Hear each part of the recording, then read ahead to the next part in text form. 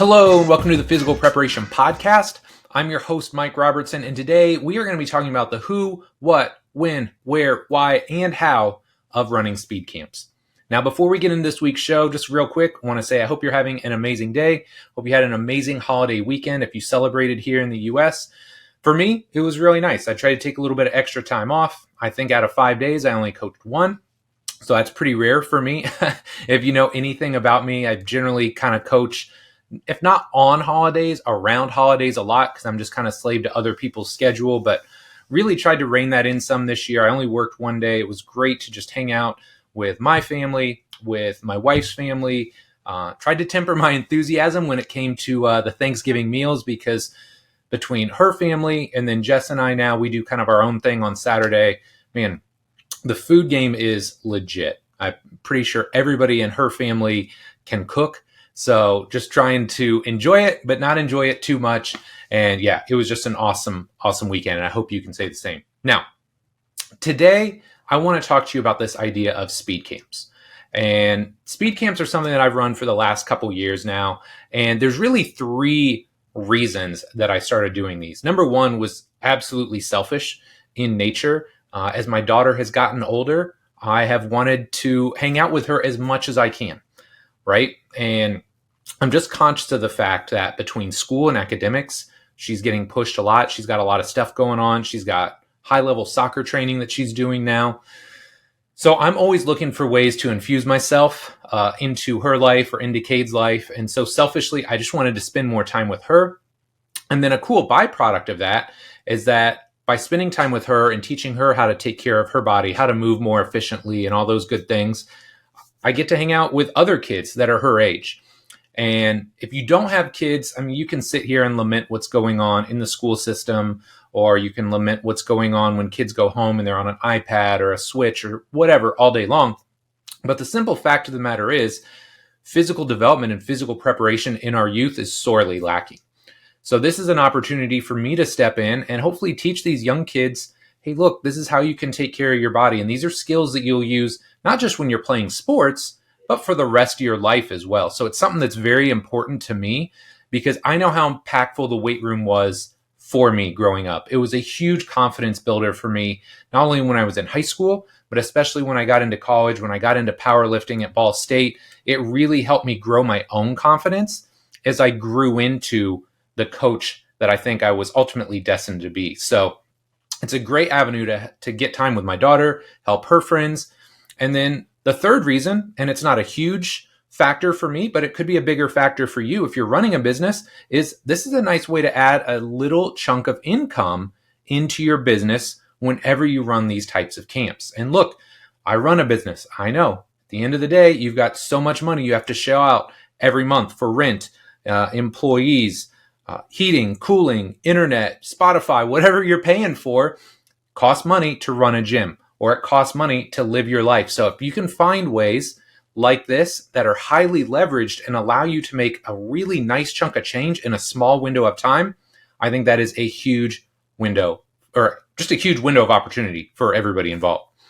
So the way I'm going to break this down is the who, what, when, where, why. I may not go in that exact order because I didn't feel like it made sense, but what I want to do is give you like this really bird's eye view of what I do, how I've ran these camps. And there's two things that I want to mention here. Number one, I got to give a shout out to Lee Taft.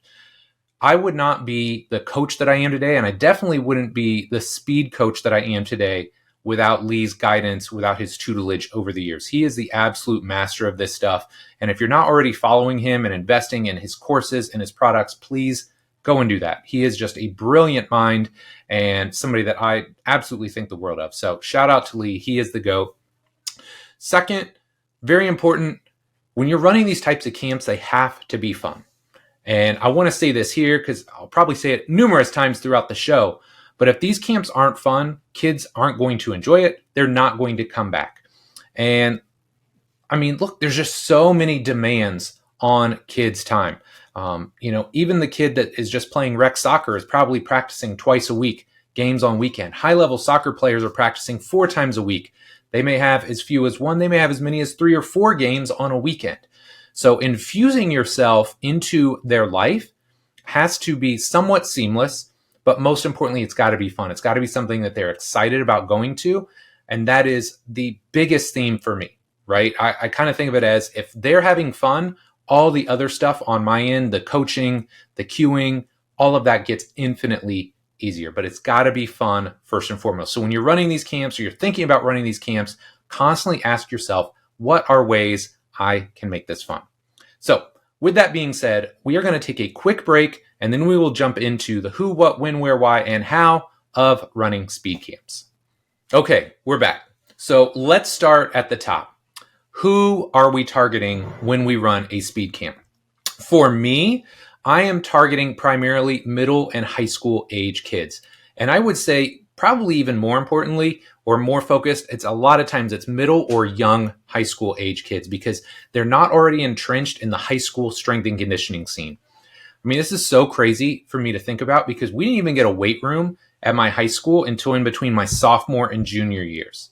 But now I can go to any of the local high schools and they're better weight room wise than what I grew up in when I was at Ball State, which is a Division I university. These high schools, some of them are $1 million weight rooms. Okay. So for me, I'm trying to go where they aren't already being targeted. So middle and young high school age kids is probably where I'm going to start. Now, you may be confused because you're thinking, well, Mike, you primarily work with, more elite level players, right? Whether it's high school, college, pros. And that's absolutely true. But I love working with this younger age group as well because it kind of brings me back to my roots. It reminds me, look, not everybody jumps 50 some centimeters. Not everybody runs 1.5 10-yard dashes. Not everybody is dunking, 360s and throwing it back behind their head. Everybody starts somewhere. And what it reminds me of is that, look, sometimes the first cue doesn't work. Sometimes the second cue doesn't work. Sometimes you're working in a group environment and it's hard to corral everybody and keep them kind of engaged and on board with what you're doing. So for me, it gives me just kind of some time to step back and realize, hey, this is where I started from. And ultimately, I talked about this up at top. I love working with this age group. I love giving these kids tools and resources that they can use for the rest of their life. But here's another thing I want you to think about, because speed camps are a great way. If you want to start working with athletes, I get this question all the time. People are like, I want to get started with athletes. I don't have a lot of experience. What do I do? Speed camps are a great way to do this. It's really hard to sell like a private one-on-one to a soccer player or basketball player or volleyball player. You're selling private training, but you don't really have the chops for it yet. So what I found is you can create these camps, and a lot of times what it allows you to do is in a group environment, start cutting your teeth. Because the stress and the pressure aren't on you nearly as much in a group. If you've got the right music, if you've got the right group of kids, if you write a fun and engaging workout, they're going to enjoy it. So even if you do make a mistake, right, you give the wrong cue or you figure out, oh man, that was like the wrong exercise to pick. That just doesn't fit there. Or man, that just wasn't the right cue. It's not really as big a deal when you're in this large group environment because again, they're having fun, they're engaged, they're not like nitpicking over what you're saying or what you're doing. So I think this is a great way for people that want to start getting into the young athlete development side of training. Camps are a great way to do that. It's fun, engaging, and there's less pressure on you as a coach to really stand out and do everything absolutely right. So that's who I am targeting. Second, what are we working on? And I'm just going to give you the broad strokes here. Obviously, it's called speed camp. So when we do speed camp, we're training for speed. And one of the things that we start every session with are, what are the 3 rules of speed camp? Number 1, get faster. Number 2, have fun. And number 3, nobody gets hurt. We talk about that every single session because I want these kids to remember this. And I want them to know, look, we're here to get faster. So we're going to work hard to do that. But it's got to be fun. And also, I want to have fun, but I don't want anybody to get hurt along the way. So we're training speed primarily. But I think there's more to it than that. And so when we get into the actual how and the things that I'm doing in the session, we're working on rhythm. We're working on coordination. We're working on ankle stiffness. We're working on reactivity. Yes, we're absolutely focusing some time and attention on speed development. But then a final piece that I think is really important is just what I would describe as this intro to strength and conditioning. And I'm almost remiss to use that term because when people hear strength and conditioning, immediately they think power lifter, straining under a barbell, max effort squats and deads. And so I just cut that off at the pass because that's what parents are thinking. And I explain to them that's not what we're doing here. I'm trying to teach these kids how to do these fundamental movement patterns that we all learned growing up, right? Like somewhere along the way, most of us learned how to squat and lunge and hinge and do a push-up and a chin-up. So those are the type of like foundational movements that I'm going to teach in this class. It's just general movement and athleticism that I think will carry over to whether it's just on the field, court, pitch, whatever, as well as into the rest of their lives. And it's going to set them up for like high school strength and conditioning when they go and they start doing that. But here's something I want you to think about. I call it speed camp because a lot of times when I'm doing this, it's in the realm of soccer, right? And very few people, in fact, 0 people in my entire career have called me and said, my kid is too fast on a soccer pitch. Can you slow them down? Right? It just doesn't happen. Instead, what I get is, oh, little Johnny is amazing with a ball at his feet, but he's too slow. Or Susie is an amazing defender, but she gets blown by and can't recover. So I talk about speed camp because I'm talking generally to a soccer base when I'm running these, but it doesn't have to be that, right? Like back in the day, we used to absolutely crush with these vertical jump camps. We would run them in late June and early July at IFAST. We'd target some of the local volleyball clubs, and we'd always get 6 to 8 girls. Again, the volleyball off season is super short, super compressed, so it may only be 3 or 4 weeks. But we'd run these, we'd get 6 or 8 girls in. You know, almost all of them would see an increase in their vertical. And what would happen is ultimately we'd flip, you know, generally 1, if not 2 or 3 of those girls into ongoing clients after that. So this is a great front end offer. If you're thinking from like a business perspective, whether it's speed camp, whether it's vertical jump camp, intro to high school strength and conditioning, you know, the note that I have here is know your market, right? Who are you catering to? Who are you talking to? Find your niche and then fill it. So for me, soccer speed camp works. For basketball or volleyball, talk about vertical jump, power, explosiveness. If it's baseball, increase your throwing velocity or increase your exit velocity. Whatever angle you want to put on this will work. So don't think it has to be a speed camp, but find that niche, target it, and then fill it. And then somebody always wants to know, well, what do you charge for this? And I think this is definitely a range. I would tell people it can be as cheap as $5 per kid up to $20 per kid. It depends on the market that you're in, right? So like the city, the demographic you're marketing to, their expendable income. I can tell you, generally I'm going to charge $20 a kid. My goal is to make about $150 an hour when I run these types of camps. So I figure if I've got 7, 8 kids, you know, that's pretty easy math right there. If I'm making about $20 a head, that's $150 hour. Most people aren't upset making $150 an hour for coaching, especially this hour goes so fast. I'm telling you, like you're looking down at your clock and you're like, oh my gosh, it's already been a half an hour. And then you're into the games and you're into the strength and conditioning. And next thing you know, you're like, oh my gosh, the hour's done, right? The kids are still running around. They're laughing, playing, having fun. It's just such an easy setup, guys. I'm telling you, you can absolutely slay with this. So it really comes down to the market, the demographic, who you're comfortable or what you're comfortable charging. If you're new to this and you're just trying to get people in the door, start with $5, $10. Start very low end and then work your way up over time. So next, why run a speed camp? And I like to think of this in 2 ways. Why do we run a speed camp for them? Why do you run a speed camp for you? So let's talk about for them first. Obviously, we want to get faster. Again, speed camp, the goal is to get faster. But for me, it goes beyond that. It's improving those fundamental movement skills, right? Because I see so many kids, I can't even describe this, guys. They're playing high-level soccer, high-level basketball. They can't skip. They have no rhythm. They can't do a karaoke, right? They're literally skipping and they're doing same side. They're doing like an ipsilateral skip.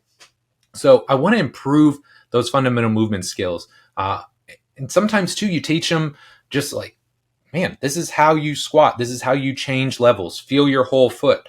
sit down versus sitting back. Like just giving them a bigger movement base to build from, I think will ultimately make them a better fill in the blank athlete here. It doesn't matter. Soccer, basketball, football, lacrosse. You give them a better movement base, they're going to be a better athlete as a whole. Third, injury reduction. And I don't know about you, but we're at that point now where it's crazy. I've watched my entire neighborhood grow up. We've got all kinds of kids that are, my kids' age or a little bit younger, a little bit older. And we're already at that point where some of these high school kids are having major injuries, right? They're tearing ACLs. So I look at this from the injury reduction perspective as well. Can we start to teach these kids through better movement, right? How to load their body more efficiently, hopefully reduce the likelihood of injuries down the line.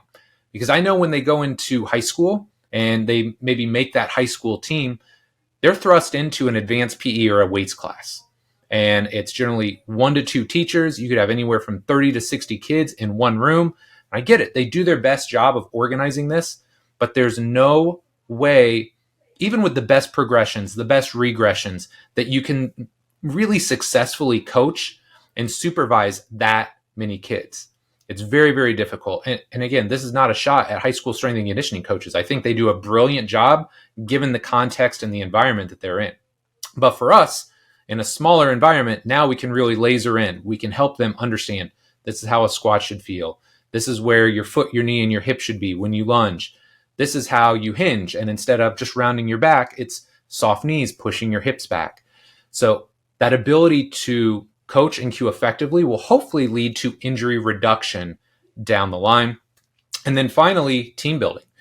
So there are times where I will just market, say, a speed camp to, an entire soccer club, or a vertical jump camp to an entire volleyball club. And that works great.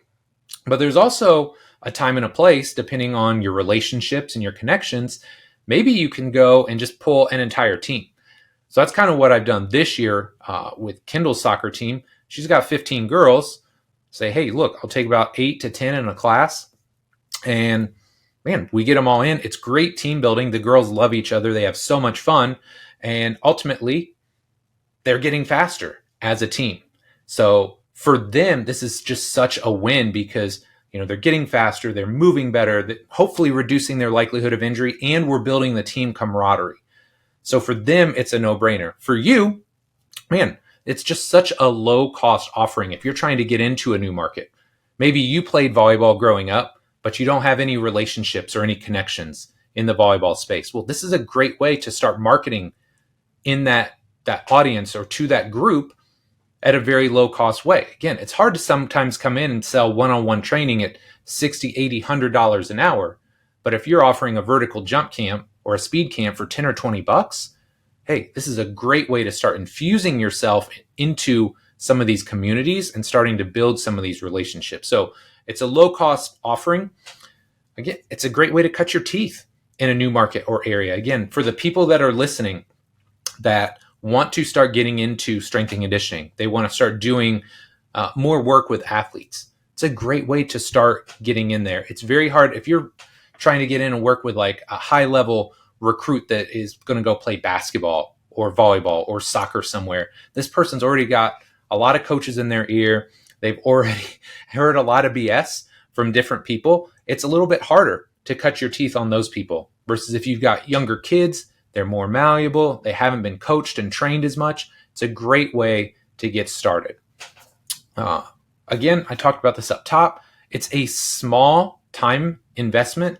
Again, 1 hour, maybe a little bit of time up front to plan it and organize it. But man, it's very, very leveraged. You can make anywhere from say $60 to $150, $200 in 1 hour by running these types of camps. So it's a great high leverage tool for you to add into your business. And again, for me, it doesn't even feel like work. It's so much fun working with these kids. I'm enjoying myself. We're all smiling. We're all having a great time. It is so much fun. And I find, even though it's late at night for me, right? I do most of my training and coaching in the morning because that's when most pros and high level people want to train. After school, or, I run these at 6:30 at night. Normally I'd be like, oh man, I'm ready to be at home, like in my pajamas, watching TV or chilling out. But I find when I'm done with these sessions, I've actually got more energy at 7:30 at night than I would almost any other time throughout the day, just because it's fun and it's engaging. So that is why you would run a speed camp. I think part of it is for them, and a part of it is for you as well. Now, a lot of people are going to ask, where am I going to do this? So if you own a gym, easy, you do it in your gym. But not everybody has a gym, right? So what are some alternate methods that you can use? Well, one would be to partner with a facility. And so I've seen this done numerous times. I've done this when I was at a local high school where I would do stuff with them. But maybe you could partner with a local middle or high school. They would let you use their facilities. Now, sometimes there can be some issues there because it's not privately owned. But if you have a good connection or a good relationship there, maybe you can work something like that. Another would be a partner gym. For instance, iFast. We have independent contractors now that work out of our gym. So when they want to run team-based stuff, okay, it's a little bit higher hourly rate because there's a higher usage, right? Instead of training 1, 2, 3 people in an hour, you've got 8 to 10, or you got an entire team. It's a little bit higher hourly rate, but again, it's so leveraged for you as a coach. You can make a really nice chunk of change. And even if you have to pay a little bit of that to the house, ultimately you're building something that is going to make you a great hourly rate. And hopefully, if you sell something on the back end, can get you consistent clients on the back end as well. A third would be to partner with a club, right? So a lot of soccer facilities have an indoor facility that they can use in the winter. Basketball, volleyball. Try and connect with these big clubs. Start to forge relationships, whether it's with individual coaches, whether it's with club directors. I think the stronger the relationships you have with the different people within the club or the organization, the easier it will be to create a connection with them. Now, like there's a guy that goes in and runs speed camps out of Kendall Soccer Club. Great, right? Like I don't choose to do that because I've got my own gym and my own space. But I know there's another guy that does that. Great. Like that's how you should be thinking is even if you don't have a space where you could do this on your own, find ways to partner with other facilities or other gyms, other organizations where you might be able to run these. And even if you got to pay, I don't know, $25, $50 for an hour, you can clear a lot of cash. And again, I don't do it just for the money, but we all have bills to pay. So it's a great way to set that up and leverage your time. A third option, and again, this one's weather dependent, but city parks. So this is something that if I did more of this in the summer, I don't do a lot of it in the summer right now because the soccer season really doesn't end until first, second week in June. And then there are a lot of times picking up second or third week in July.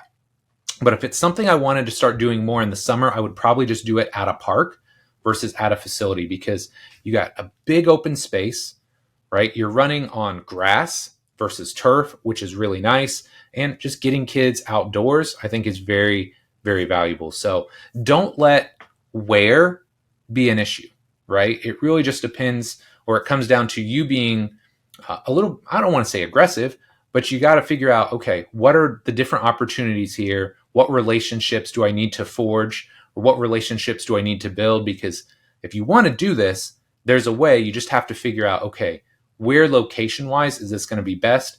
And then what steps do I need to take to make it happen? Cool. Okay, next, let's talk about when you should run a camp. And this is tough because if you're not in these individual spaces or if you don't have kids in these individual sports, it's a little bit harder to find the off seasons, right? I think the off seasons were much more clearly delineated when I was a kid growing up. Maybe I'm just naive, or maybe I'm just really old and I'm misremembering, as Roger Clemens would say, but find the off season. So if you want to work in baseball, for instance, baseball may be the best because they basically have from like October to February or even early March. And I have my note here like, dang, Eric is so smart, Cressy. Such a smart move because baseball has such a dedicated offseason. They've got 4, 5, 6 months to where they can really focus on their physical development. So if you want to work in baseball, by all means, that's a great one because there's a huge chunk of time in the offseason. It's very clearly delineated when they're going to go indoors. Soccer, a little bit tougher. Now, they still go indoors, but a lot of times you'll see indoor leagues get going or futsal leagues are going.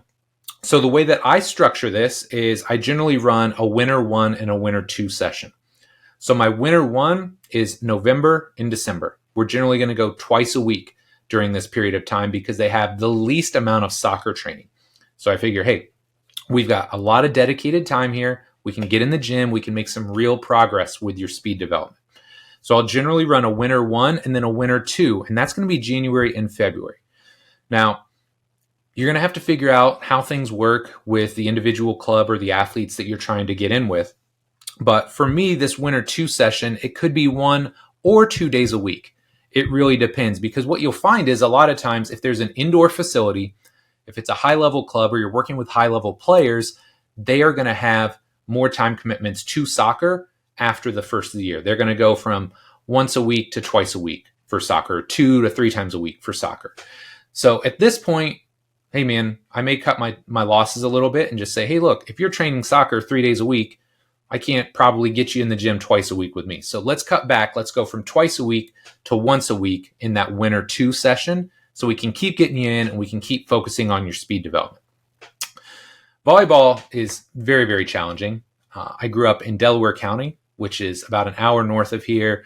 It is an absolute hotbed. I mean, for just like a country hillbilly town in Indiana, or just like country county, for like a small county, it is an absolute hotbed for volleyball. And I just remember watching our girls at Burris. I mean, I think we won 2 or 3 national championships. In the time I was in school there, we won state like 10 out of the 12 years I was in like K through 12. I mean, we're talking dominant. But these girls would play, they'd start doing individuals in like in July.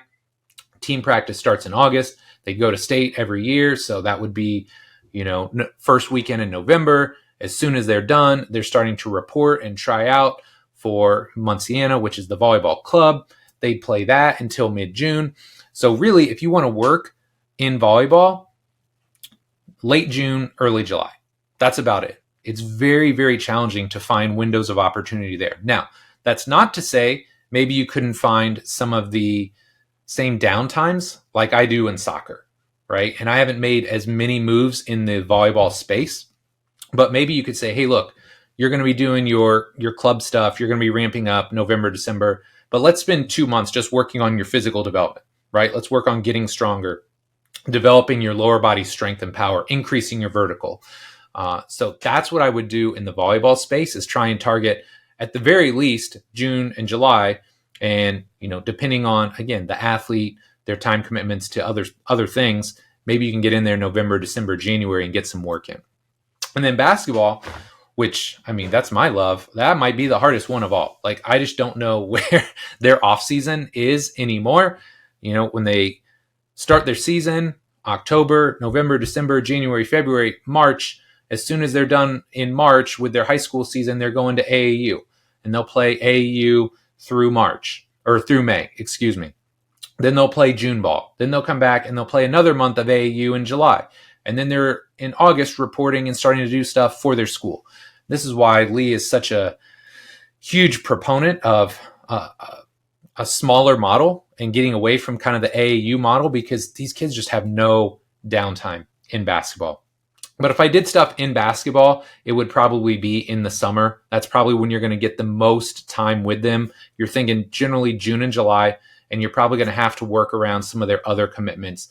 They're always playing basketball, right? Like, they're always playing basketball, whether it's organized, open gym. It's really hard to get these kids off the court, but that's what I would try and be selling to them if I was really marketing to like middle school or young high school age kids, and not kids that are a little bit more established like I have now.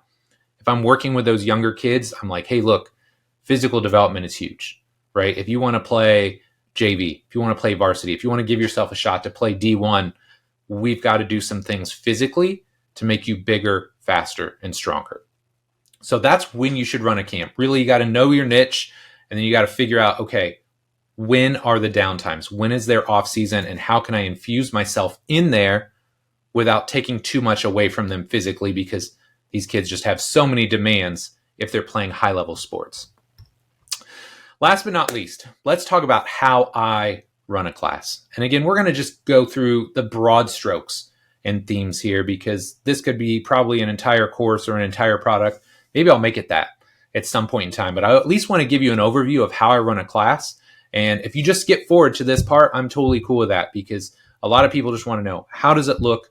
How do you run it? How do you manage it? So as far as the broad strokes,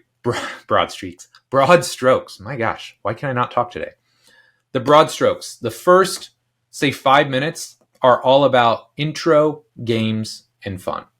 So people will say, well, what are you doing to start a class? And I will literally just let the kids, I'll say, hey, look, we have all of this space, all of these different balls, sports, activities you can do. Just go do something. Just go move for 5 minutes. And I give them absolutely zero direction. And this is the first 5 minutes of class. If they get there early, so if class starts at 6:30 and they're there at 6:20, hey, you got 15 minutes to just mess around. So my goal at this point in time is to do nothing structured and to just get them smiling and laughing.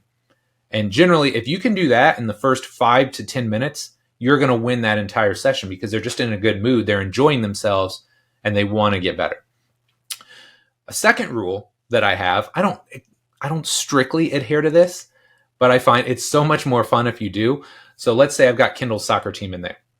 I tell them, look, you got all this space, all these different sports you can play. Here's my only rule. You can't play soccer. And it's amazing when you have girls that have almost exclusively played soccer, and now they're out there trying basketball, trying volleyball, throwing a frisbee, doing all these different activities, playing spike ball. All of a sudden, they're laughing, they're having fun, they're learning new sports, right? Which is obviously a huge piece of this. We know kids are specializing earlier and earlier. If I can just get these kids to mess around and play different sports, it's so much fun, and they really are locked in right from the start. So plus, there's nothing funnier than watching kids that have never bumped a volleyball before or never shot a basketball go out and try and do this. Generally they have fun with it. They're laughing. They know they're not good at it, but it's amazing. They get better really fast.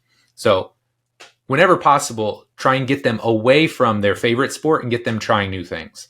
But ultimately, it's just about moving. I just want them to move. I want them to have fun, and I want them to get going. So that's the start. Intro, games, fun. Second, we go through a general warm-up. Don't overthink this. For me, we've got kind of a general dynamic mobility stretch session that we go through. And then I'm always pairing those mobility activities with activities that build rhythm and coordination. So we're going to focus on skipping. We're going to work on cariokas, backpedaling, all those fundamental movement skills that Lee talks about. I'm just trying to infuse them and touch on them every single session. So I feel like if it's important, I'm going to build it into my warm-up.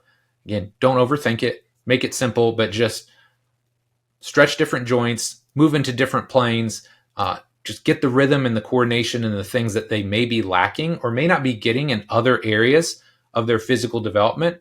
Start working on those in the warm-up, because I think it's going to make for a really great starting point for your session.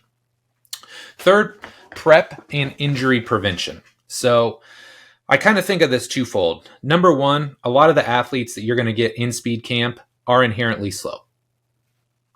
No doubt about it. That's the reason they come to speed camp, right? It's very, very rare that the fastest kid comes to speed camp. They're working on something else, like ball skills or ball handling or shooting. The kids that come to speed camp need to get faster. So we're going to work on low-level quickness drills, right? It could be jumping rope. It could be the agility ladder, working more on ankle stiffness than anything. That's another thing. I could probably do an entire topic just on the agility ladder and why it's actually valuable. And I understand people hate on it for a lot of reasons, but I think there's a lot of value there to it if you look at it as more than just a speed tool. But I digress. So when we're thinking ankle stuff, we're thinking agility ladder, jump rope, pogos, anything to just work on low-level reactivity, bounce, explosiveness. I'm thinking about training the brakes. You want a great episode, go back and listen to my show with Matthew Ibrahim. I'll link it in the show notes. But this idea of training the brakes, especially when I'm working with female athletes, I'm thinking about how can we build the brakes? How can we teach them to decelerate in a more effective fashion, especially when we think that, or know, I think it's like female athletes are like 6 to 8 times more likely to rupture an ACL than their male counterparts.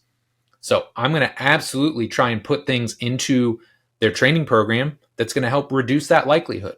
Hopefully it will help. But I'm thinking about, okay, how can we train the brakes early on and teach these girls to manage their momentum and manage their center of gravity more effectively. And then finally, just think about getting moving faster, right? You don't start off sprinting at the very start of your session. Maybe when you're 10, you can do that. But even at 12 or 13, these girls are getting bigger, they're getting stronger, they're more likely to pull muscles. So I'm just thinking about progressively ramping them up so that when it's go time, it's go time. And that's just another general rule. I don't have this in my outline, but I think it's very important. When people think they're coming to speed camp, they think the entire time is just racing, right? Like they think everything is a race. So I'm always putting these little nuggets in there.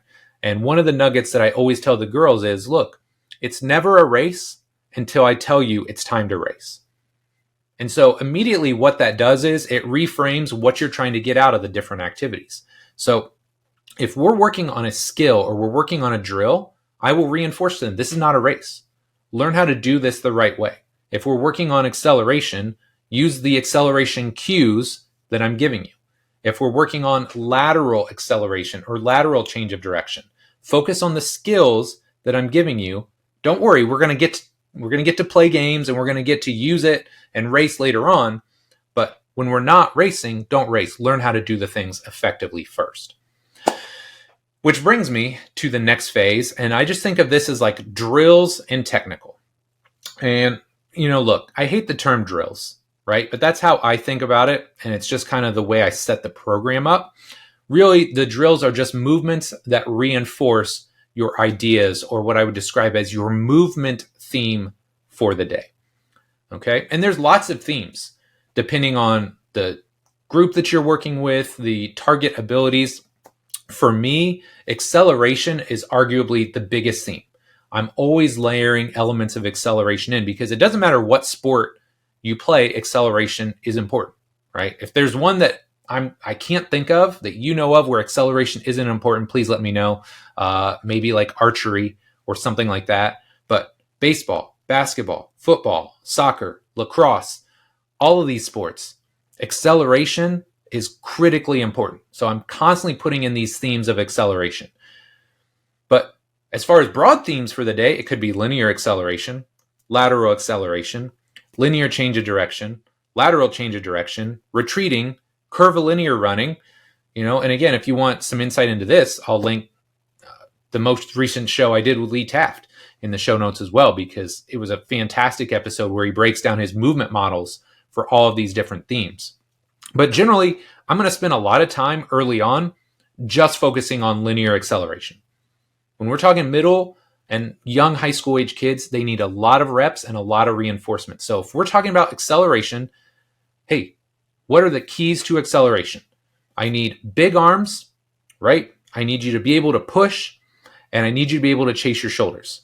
Those are the three things I keep coming back to, and I'm just constantly layering this in. So day one, we teach that. And then over the course of the next couple weeks, months, however long you have them, you're constantly quizzing them, right?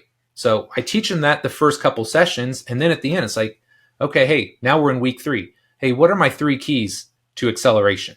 And immediately they start rattling these off. Now, okay, they're starting to understand this. Now let's take that into, say, lateral acceleration. How does it change if we're moving laterally versus straight ahead? So you're constantly building and reinforcing these themes into your workouts. But, I got a couple notes here, like acceleration. Those are the big ones that I use. Again, pretty sure I stole these from Lee, but chase the shoulders, right? So instead of top end, where you're up and down, we're chasing our shoulders. So we've got this angled torso position. Very important. You got to chase the shoulders. 2, we need big arms. So when we're thinking big arms, right? Fred Flintstone, short, choppy arms, that's great for top end. But if we're accelerating, we need big arm action. So be demonstrative with your arms. And then 3rd, I'm teaching them to push, right? So pushing down and back, right? And I teach them a little bit. I don't try and drop serious physics bombs on them with Newton's laws, but I just explain to them, look, if you want to go this way, you have to push this way. So helping them understand those action-reaction forces. So if we're teaching acceleration, those are some of the big keys that maybe I'd reinforce. Lateral acceleration, I'd talk about having a good base, right? Especially if we're thinking about like defensively. You want to have a good base. You want to be balanced. You want to feel the inside edges of your feet because that's where that's where you're ultimately going to push or drive from. If you can feel those arches and you're balanced, you can push and laterally accelerate in either direction very effectively. But we teach linear acceleration first, just so they understand the general movement model, and then we can start to build it out from there. So we've given them like some drills, and we've said, okay, this is our movement model. These are some drills that reinforce it. So, hey, we've taught you the cues that we need for linear acceleration. Now maybe we're going to do some drills.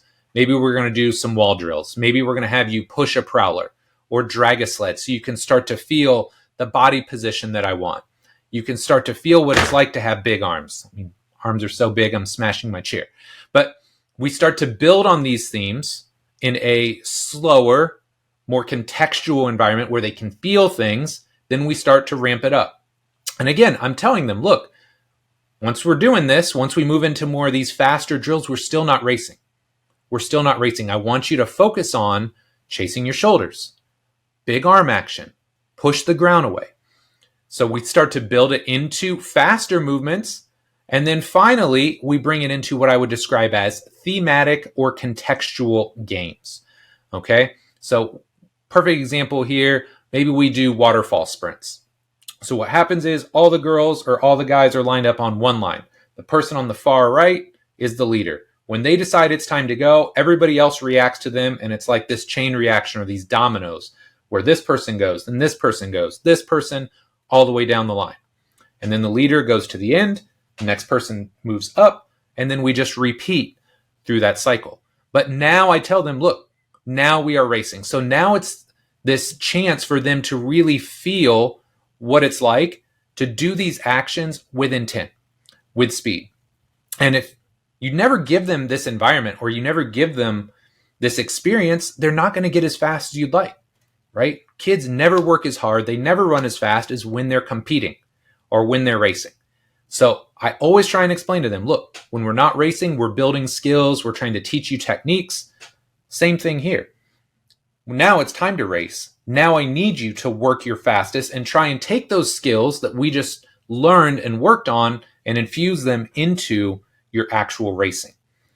And I think sometimes you have to break this down for them too. So if you're working with a basketball player and you explain to them, look, there's a reason you do form shooting first. Nobody's guarding you. You're standing right in front of the rim. You're working on elbow underneath the ball. Your wrist is cocked back, holding your release. You're working on all those finer details. In soccer, you don't go out and start trying to juke people when you're working on your shooting. No, you put the ball in front of the goal. You take a couple steps back and you work on running up, good plant, good drive through the laces, right? You work in these low-level environments, and then you slowly add in that element of speed or competitiveness to it. Same thing with these classes. You don't want to jump right into some of the higher level stuff. I think so many of these kids need some of the foundational movement skills first. They need you to teach them those broad themes or concepts. And then once they've started to figure those out, now you infuse it into a game or into a race, and ultimately they get so much more out of it.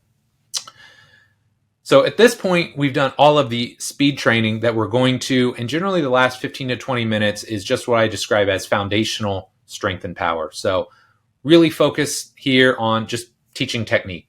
I try and reinforce to the parents, we're not powerlifting here. We're not trying to get super, super strong. I want to teach your kids good technique. And it's not just for, when they go to high school, but for the rest of their life. They're young and they're malleable when they're in 6th, 7th, 8th, 9th grade. So I'm going to teach them how to squat effectively, how to hinge effectively, how to do a good push-up where, their back isn't totally bowed and their abs are crashing to the ground every time. Like these foundational movements, I want to teach them how to do it right now so that ultimately, when they start adding load or they're around all of their friends and kind of like that fun high school strength and conditioning environment, they're able to do this stuff safely and effectively. So we're going to focus on technique, what I would describe as low risk power development. So maybe this is box jumps. Maybe this is throwing medicine balls. We're not doing anything that would put them in like a threatening environment. So I just describe this as low risk power development. Plus kids love jumping on boxes. They love throwing medicine balls, the granny toss where they like drop it in between their legs and chuck it into the sky. The guys and girls that I've worked with over the years absolutely love that. Or the baseball kids that just get to, take that medicine ball, and I always say, try and break my wall, right? When you give them those kinds of cues, they're like, oh yeah, this is fun. So I'm trying to find ways to make it fun, but in a low risk environment that allows them to start building explosive power. A lot of body weight work. Again, being able to own your internal system before you start adding external elements like a barbell, a dumbbell, a kettlebell to the system. Very important. The exception I'd say here is that a lot of kids really struggle to squat. So I may give them either a small weight or a small kettlebell just to help them counterbalance when they are working on their squat. But by and large, a lot of body weight resistance, because I want them to be able to do a push-up effectively, a chin-up effectively. You would be shocked at how most kids look when they lunge. So if I can teach them to own their own body weight first, ultimately, I think it's going to help set the stage for better development later on. And then finally, building confidence. And I think this just can't be stated enough. I remember Joe Ken said years ago, the most transferable trait from the weight room to the field is confidence. And it's not a knock on what we do in the gym, right? Because we can do a lot of powerful things, but ultimately building confidence is such a huge boon to our young athletes. And I know what this did for me, right? Again, in high school, I was doing the dumbest stuff imaginable, right? We're doing machine circuits. We're doing sets of 100. If I'm not doing that, I'm bench pressing 3 times a week and I'm maxing out every Friday. But even if you do really dumb stuff, like the confidence that you build from just working on your body, taking care of your body, this is a life lesson that I want not just my kids, but any kid that I come in contact with to understand, is that like taking care of your body is important.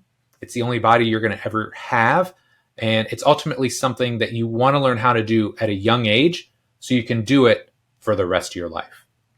So, my friend, I think that does it for today. This was a pretty fun little show. I hope you enjoyed it. I don't know why I can't talk today. Hopefully the little stumbles didn't bother you too much. But man, I really enjoy running speed camps. I enjoy working with kids. I enjoy helping them get faster. I enjoy helping them better understand their body and how to take care of their body. So I think it's a huge win for them. For me, I enjoy it. It's just a lot of fun personally and professionally. The fact that I get to make a little bit of extra money, and then a lot of times with these, I just take the money and infuse it back in, right? So like the money I'm making from this speed camp, I'm just investing back into timing lights, because we had some great timing lights. They broke. I want to get some new ones. So that way now, hey, it's time to race. Let's see how fast you girls are on your 10. Let's see if we can really drop your 10 scores over the next 4 to 6 weeks. So I really hope you enjoyed the show. Who, what, when, where, and why of running speed camps. Oh, and how. Who, what, when, where, why, and how of running speed camps. Really hope you enjoyed it. And if you did, please do me a small favor, whether it's, a friend, a colleague, somebody that you think may be interested in running speed camps, vertical jump camps, any type of youth athletic development camp out of their gym or partnering with a facility. If you could share this with them, I would really appreciate it. So my friend, as always, thank you so much for your support. Love and appreciate you. And we'll be back next week with our next episode. Take care.